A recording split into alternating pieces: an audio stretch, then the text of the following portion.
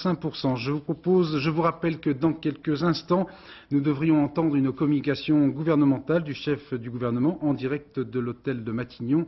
Arlette Chabot, c'est la deuxième fois en quelques semaines qu'Alain Juppé s'adresse ainsi directement à l'opinion. Oui, effectivement, dans des sujets graves et importants, comme il le considère ce soir, effectivement, Alain Juppé préfère s'adresser directement à l'opinion et aux Français. Il veut convaincre sûrement les Français ce soir, comme il a tenté de convaincre la représentation nationale, comme l'on dit à propos des députés, de la nécessité de la réforme. Et il compte sûrement lui aussi à nouveau expliquer aux Français les détails de la réforme et préciser les garanties qu'il a données cet après-midi aux fonctionnaires, notamment pour essayer de débloquer le conflit et la crise. Je rappelle que Nicole Notat est toujours avec nous et qu'elle aura l'occasion de répondre ensuite aux propositions du Premier ministre que nous allons entendre dans quelques instants en direct de l'hôtel de Matignon. Chers compatriotes, j'ai souhaité ce soir vous parler personnellement, parce que je sais que la vie quotidienne de beaucoup d'entre vous est difficile, et que depuis quelque temps, elle est plus difficile encore.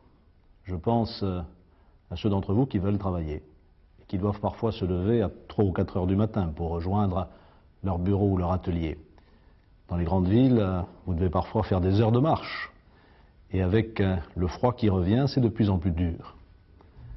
Puis je pense aussi aux grévistes.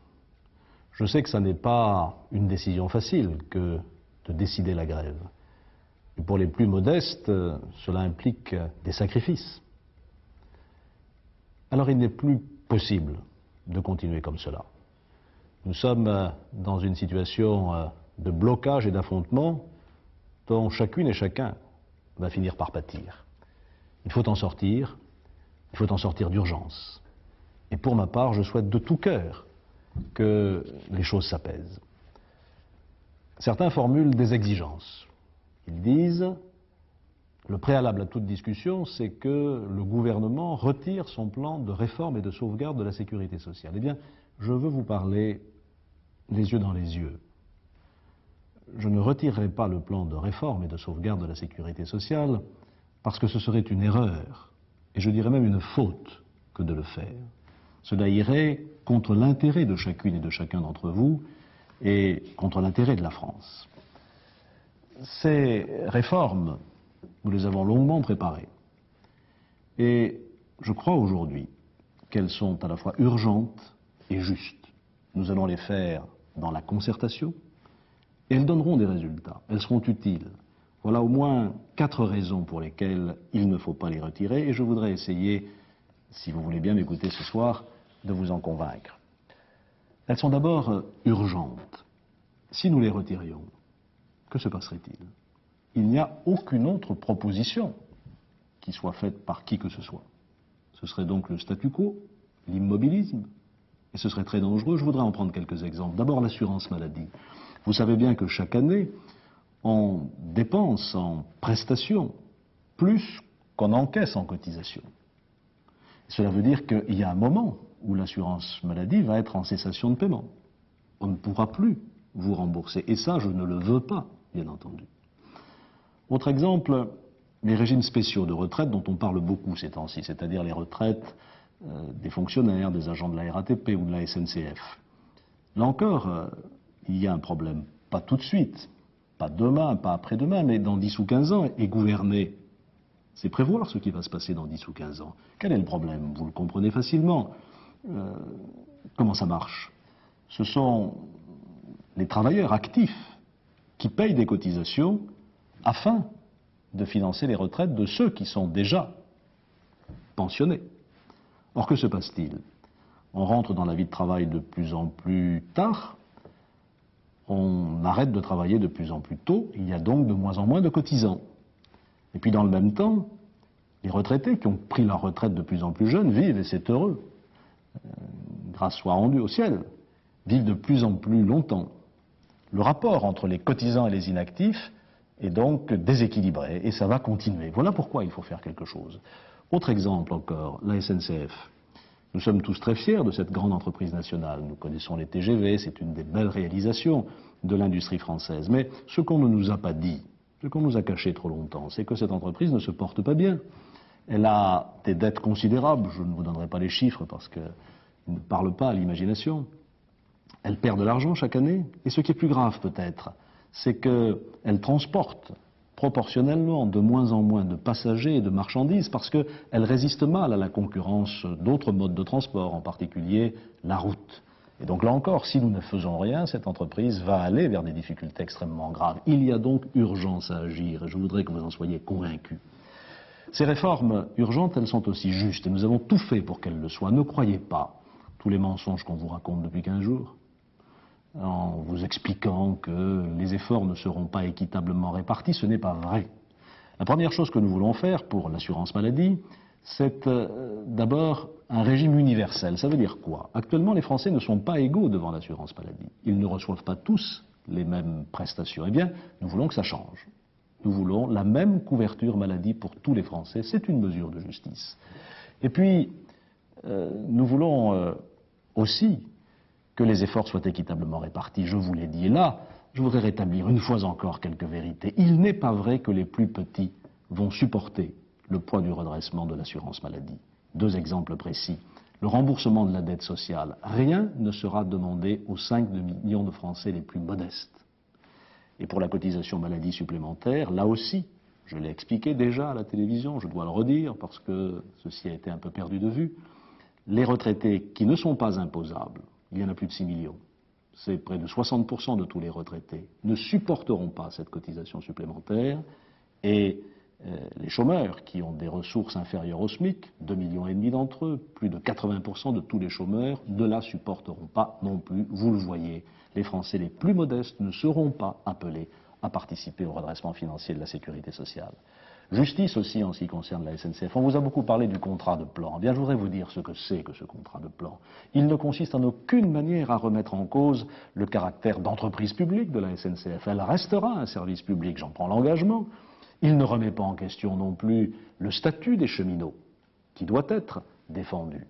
Et il prévoit un très large effort de la collectivité pour redresser la situation de la SNCF. Les contribuables, nous toutes et nous tous, nous allons apporter dès 1996 et sans contrepartie 37 milliards d'aides financières à la SNCF pour lui permettre de payer ses dettes. Et ça continuera ensuite.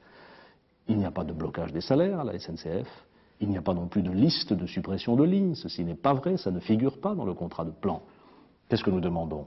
Nous demandons que l'entreprise se modernise, qu'elle motive davantage tous ses collaborateurs et qu'elle fasse preuve d'un nouveau dynamisme commercial. C'est bien le moins qu'on puisse demander à une grande entreprise publique. Voilà donc pourquoi les réformes sont justes. Nous allons aussi les faire dans la concertation, ces réformes. On vous dit parfois que le gouvernement va tout décider tout seul. Ce n'est pas vrai. Prenons l'exemple des ordonnances. Ce n'est pas la première fois qu'on fait des ordonnances. Tous les gouvernements en ont fait, qu'ils soient de droite ou de gauche. Je me suis engagé à ce que ces ordonnances, qui sont nécessaires pour aller vite, soient objet d'une information auprès du Parlement, mais aussi auprès des partenaires sociaux. Je l'ai annoncé cet après-midi à l'Assemblée nationale. De même, j'ai demandé à M. Barrot, vous le connaissez, vous l'avez vu souvent ces jours derniers, vous avez apprécié à la fois son calme et son ouverture d'esprit. J'ai demandé que M. Barrot reçoive toutes les confédérations syndicales pour organiser cette concertation. J'ai prévu une table ronde sur l'avenir de nos services publics auxquels nous sommes très attachés. Et puis enfin, il y a les régimes spéciaux de retraite. Et là, je veux être aussi très clair. Aucune décision n'est prise a priori. Je vous ai dit pourquoi ces régimes connaissaient des difficultés. Eh bien, il faut remettre tout ça à plat. Et j'ai chargé une commission composée de personnalités très respectées, très éminentes, de toute sensibilité, de faire un livre blanc, un peu comme M. Rocard l'avait fait pour le régime général il y a quelques années. Mais sur la base de ce livre blanc, le moment venu, nous prendrons les décisions en concertation avec tous ceux que cela concerne. Enfin, et c'est la quatrième raison pour laquelle il faut faire ces réformes, je suis persuadé qu'elles seront utiles, qu'elles réussiront. Elles ne sont pas faites pour brimer, pour gêner, elles sont faites pour aider la SNCF, pour aider l'assurance maladie, pour aider les régimes spéciaux de retraite à se redresser. Et je suis persuadé que la France a en elle-même tous les atouts pour réussir. Je ne comprends pas cette espèce de sinistrose ou de morosité qui est en train de s'installer. Est-ce que nous mesurons suffisamment bien la chance que nous avons d'être Français? Et je vous pose tout simplement la question, y a-t-il un seul pays au monde où vous préféreriez vivre plutôt qu'en France? Je le dis cela tout particulièrement à nos jeunes. Ils se sont beaucoup exprimés depuis quelque temps, parfois dans la rue, parfois bruyamment. C'est de leur âge. Et il faut essayer de les comprendre. Il y a les attentes des lycéens et des étudiants, il y a aussi parfois l'angoisse des jeunes des quartiers en difficulté. Nous les avons entendus, nous les avons compris. Et le ministre de l'Éducation nationale, François Bayrou, a annoncé dimanche dernier des mesures d'urgence qui rejoignent complètement ce qui avait été envisagé. Donc aujourd'hui, sur ce plan-là, toutes les raisons sont réunies, toutes les conditions sont réunies pour que l'université, les universités françaises se remettent au travail. J'ai bien conscience que derrière ces mesures d'urgence, il y a quelque chose de plus grave et de plus profond. Et ce phénomène plus grave et plus profond, c'est quoi? C'est tout simplement l'angoisse de l'avenir. C'est cette question que nous lancent les jeunes. À quoi va servir le diplôme qui me sera donné par mon université? Est-ce qu'il débouchera sur un emploi, sur un travail? Et là, nous retrouvons ce qui est le fléau essentiel aujourd'hui, auquel nous devons faire face et contre lequel nous devons lutter, qui est le fléau du chômage. J'avais fait de la bataille pour l'emploi la priorité des priorités de mon gouvernement et je n'ai pas changé d'avis. Depuis 6 mois, nous avons marqué quelques points. Le chômage de longue durée a reculé. Et le contrat initiative emploi, qui avait été un des grands engagements de Jacques Chirac pendant sa campagne présidentielle, est une réussite. Il concerne près de 150 000 Français aujourd'hui. En revanche, et je le dis en toute franchise, pour le chômage des jeunes, nous avons subi des revers. Il a progressé depuis 2 ou 3 mois et ce n'est pas acceptable. Il faut donc que toute la nation se mobilise. Il faut faire des réformes au lycée, à l'université, les réformes de fond, elles aussi, trop longtemps différées, qui vont nous permettre d'attaquer ce fléau. Et puis, il faut aussi que tous les employeurs se mobilisent. Et je m'adresse là à toutes les entreprises, aux petites, aux moyennes, aux grandes. Nous avons fait beaucoup d'efforts envers elles depuis quelques mois.